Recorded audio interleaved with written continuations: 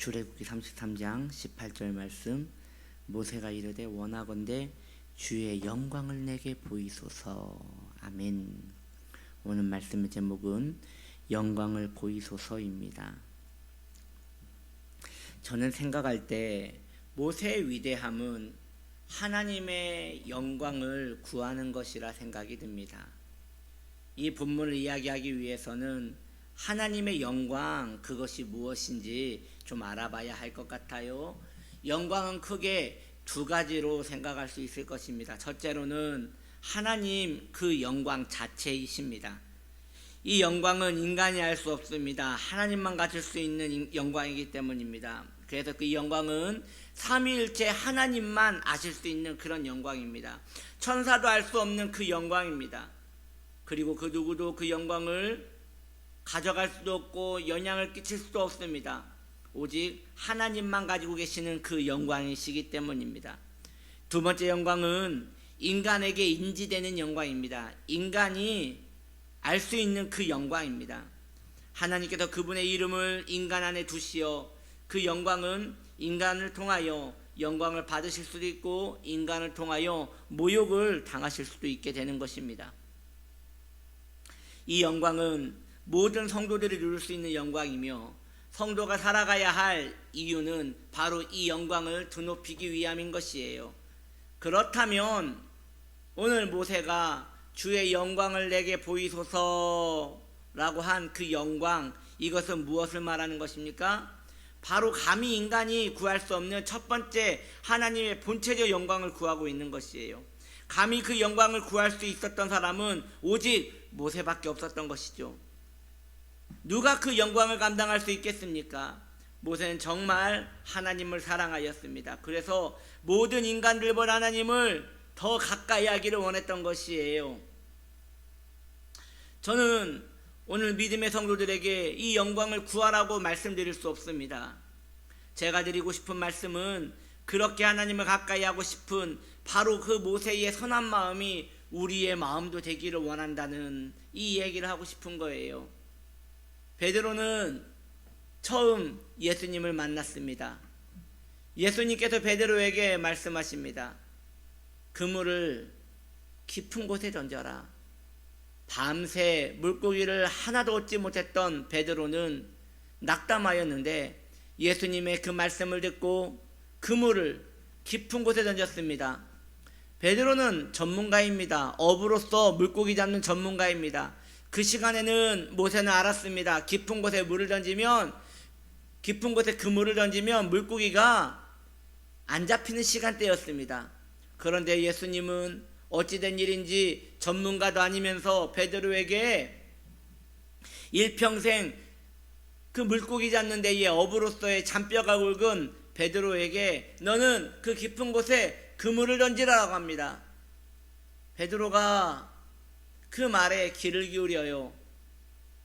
아마도 그런 마음이었겠죠. 아니면 말지 뭐. 왜냐? 밤새 어차피 고기를 못 잡았으니 이번에도 아니면 말지 뭐 라는 마음으로 그냥 깊은 곳에 던진 거예요. 그냥. 그런데 한두 마리 잡혀도 모세가 우와 신기하다, 대단한데요. 선생님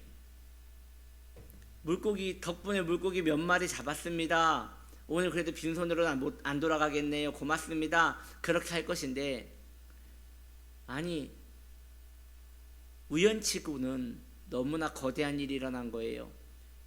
그물에 물고기가 너무 많이 잡혀서 그물을 끌어올릴 수가 없는 거예요. 그리고 결국 끌어올릴 수가 없어서 그물이 찢어지고 말았어요. 꼭 물고기들이 그물을 기다렸다는 것 마냥 깊은 곳에 그물을 던지자마자 그곳에 모든 물고기들이 떼지어 몰려왔고, 그렇게 물고기가 어마어마하게 잡혔습니다. 그때요, 베드로가 횡재했다라고 말하며 기뻐 춤추지 않습니다. 예수님에게 이제 물고기 잡을 때 나랑 동업합시다. 당신 당신하고 함께 있으면 내가 부자 되겠는데요. 내가 당신 사역할 때 내가 돈을 보탤 테니 당신 나 물고기 잡는 것 좀 도와주세요 라고 하지 않았습니다. 그 자리에 머리를 땅에 대고 말합니다. 주여, 나는 더러운 죄인입니다. 나를 떠나십시오. 나는 더러운 죄인입니다. 나를 제발 떠나십시오 라고 말합니다. 네, 베드로는 그 순간 하나님만 가지고 계시는 그 본체적 영광을 느낀 거예요. 그래서 감히 예수님을 구하지 못하고 예수님께 떠나달라고 구한 것입니다. 아마도 베드로가 느꼈던 그 본체적 영광, 그것이 바로 모세가 구했던 그 영광과 같지 않나라는 생각을 한번 해봅니다. 저는 한 성도님에게 이런 이야기를 들은 적이 있어요. 신앙생활 한 3년쯤 하니 목사님이 신앙생활 3년쯤 하니 다 뻔해지는 것 같아요. 늘 같은 교회, 같은 설교, 같은 말씀, 같은 성경 3년쯤 하니 이제 익숙해요. 뻔한 것 같아요. 신선한 게 없어요. 새로운 게 없어요 라고 말했던 성도님이 생각이 납니다. 귀한 성도님들이요, 절대 아니에요. 하나님의 세계는 너무나 깊고 오묘합니다. 너무 깊어서 이 세상 누구도 충분히 누렸다 할 이가 없을 것입니다. 우리에게 하나님을 더 깊이 알고자 하는 열망이 있었으면 좋겠습니다. 모세만큼은 아닐지라도 더 하나님의 영광을 소망하는 우리가 되기 원합니다. 모세는 감히 하나님께 그 영광의 본체를 보여달라고 구했습니다. 우리가 알다시피 모세는 그것을 응답을 받았습니다. 우리는 신앙생활에 얼마나 만족하고 있습니까? 더 깊은 세계가 있습니다. 예수님이 모세에게 나타난 것처럼, 예수님이 베드로에게 나타났던 것처럼 깊은 곳에 그물을 던지라고 하십니다. 여러분이요, 깊은 곳에 갈 준비가 되었습니까?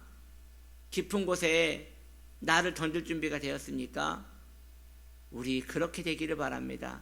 그러할 때 성도는 신앙생활이 늘 신선할 수밖에 없으며 더 하나님을 사랑하게 되는 것입니다.